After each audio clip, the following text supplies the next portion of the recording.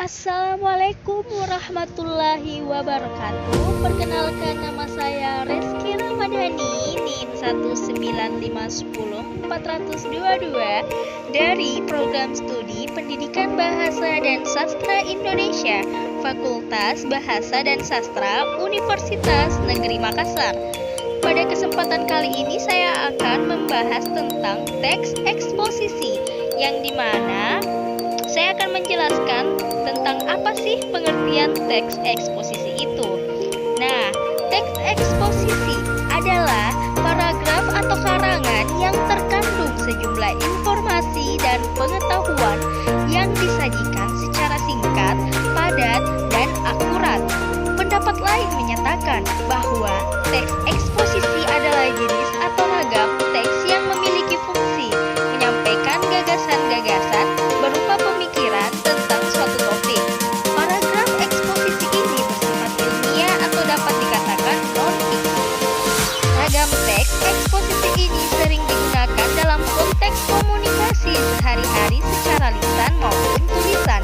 Misalnya, ketika kalian melakukan diskusi dalam forum seminar, seseorang yang menyampaikan argumen dalam debat pendapat dan sebagainya. Tujuan teks eksposisi.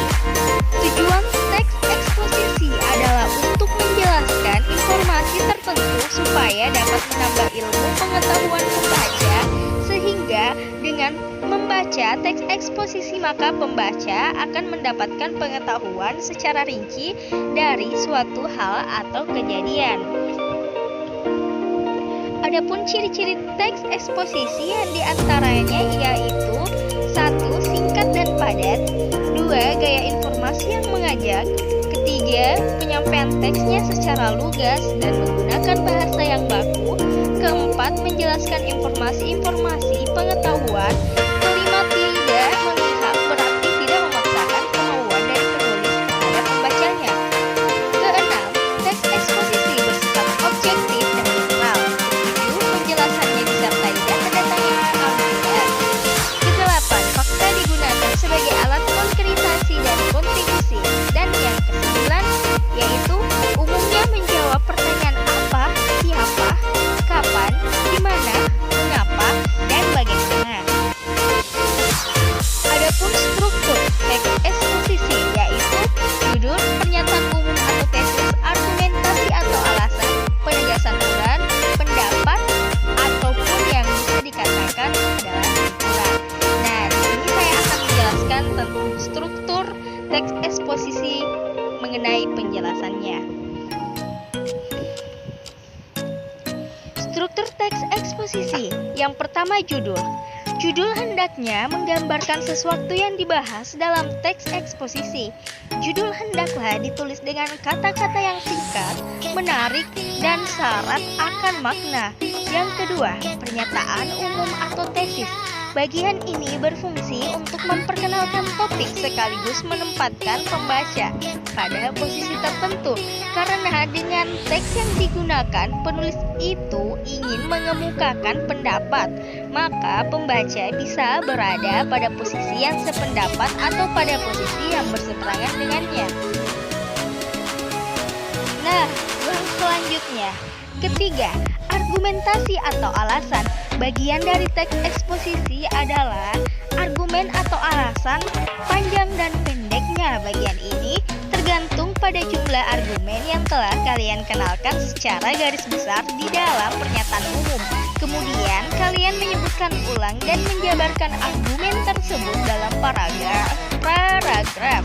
Pengembangan argumen menjadi paragraf ini dilakukan melalui penyajian contoh dan alasan. Dan yang terakhir, yang keempat, yaitu penegasan ulang pendapat atau kesimpulan yang dilakukan dengan berdasarkan pada argumen ini telah disajikan di dalam bagian sebelumnya. Pengulangan opini bersifat pilihan sehingga tidak semua teks eksposisi mempunyainya. Adapun jenis-jenis teks eksposisi. Yang pertama, eksposisi defini, yaitu suatu paragraf eksposisi yang memaparkan definisi suatu topik tertentu. Kedua, eksposisi proses yaitu langkah-langkah atau cara-cara untuk melakukan suatu dari awal hingga akhir. Ketiga, eksposisi ilustrasi yaitu teks yang memaparkan informasi atau penjelasan-penjelasan tertentu dengan cara memberikan gambaran yang sederhana mengenai suatu topik dengan topik lainnya yang memiliki kesamaan sifat atau kemiripan dalam hal-hal tertentu. Keempat, eksposisi laporan yaitu paragraf eksposisi yang mengemukakan laporan dari sebuah berita atau penelitian tertentu. Kelima, eksposisi perbandingan yaitu eksposisi yang gagasan utamanya disajikan dengan cara membandingkan dengan yang lain. Dan yang keenam, eksposisi pertentangan yaitu eksposisi ini berisi tentang hal pertentangan akan suatu hal dengan hal lainnya. Unsur kaidah penulisan yang pertama, menentukan topik yang akan disajikan. Langkah pertama yang harus dilakukan saat membuat teks eksposisi adalah menentukan tema. Dengan menentukan tema pada saat menulis, kita lebih terfokus pada tema tersebut sehingga dapat lebih menjiwai tulisan yang dibuat. Kedua, menentukan tujuan eksposisi. Setelah menentukan topik yang akan dipaparkan, kita harus memiliki tujuan yang nantinya akan memberikan penjelasan dan pemahaman kepada pembaca. Ketiga, memilih data yang sesuai dengan tema. Setelah menentukan tema dan tujuan penulisan, langkah selanjutnya yang harus dilakukan adalah mengumpulkan data atau bahan yang diperlukan dalam penulisan teks eksposisi. Bahan dapat diperoleh dari buku, majalah, pencarian di internet, surat kabar maupun wawancara langsung. Keempat, membuat kerangka karangan. Sebelum pembuatan karangan eksposisi, ini terlebih dahulu membuat kerangkanya secara lengkap dan sistematis. Kelima, pembahasan dengan mengembangkan kerangka karangan. Setelah kerangka karangan tersusun, mengembangkan secara lebih lengkap lagi agar ciri-ciri eksposisi ini dapat tersalurkan. Eksposisi yang bersifat informatif, objektif, dan logis dalam karangan ini, pengarang lebih menjelaskan maksud dari topiknya, yaitu dengan menyertakan bukti-bukti yang konkret sebagai penunjang dari pembahasan itu. Keenam, membuat simpulan. Sesuai dengan tujuan menulis sebuah karangan eksposisi, kesimpulan harus sejalan, bahkan harus memperkuat tesis tersebut. Unsur kebahasaan teks eksposisi. Yang pertama, pronomina atau kata ganti adalah jenis kata yang menggantikan nomina atau frasa nomina. Pronomina dapat diklasifikasikan menjadi dua macam, yaitu pronomina persona dan pronomina non-persona. Pronomina persona kata ganti orang yaitu persona tunggal. Contohnya seperti ia, dia, anda, kamu, aku, saudara, nya, mu, ku, si, dan persona jamak. Contohnya seperti kita, kami, kalian, mereka, hadirin, dan para. Pronomina non-persona, kata ganti bukan orang yaitu pronomina penunjuk. Contohnya seperti ini, itu, sini, situ, sana. Dan pronomina perananya, contohnya seperti apa, nama, dan siapa. Dua verba dan nomina. Nomina kata benda merupakan kata yang mengacu pada benda baik nyata maupun abstrak. Dalam kalimat berkedudukan sebagai subjek, dilihat dari bentuk dan maknanya, ada yang berbentuk nomina dasar maupun nomina turunan. Nomina dasar contohnya gambar, meja, rumah, pisau. Nomina turunan contohnya perbuatan pembelian, kekuatan, dan lain-lain.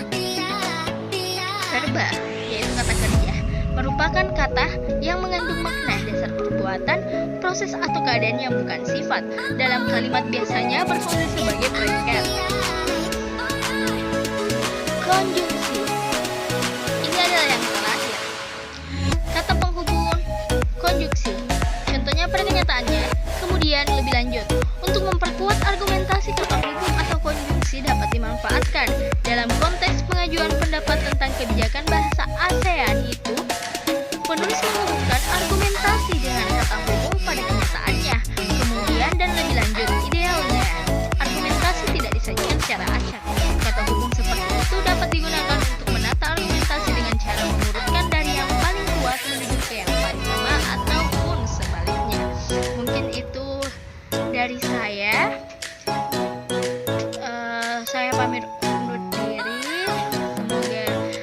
yang telah saya paparkan tadi dapat bermanfaat bagi kita semua.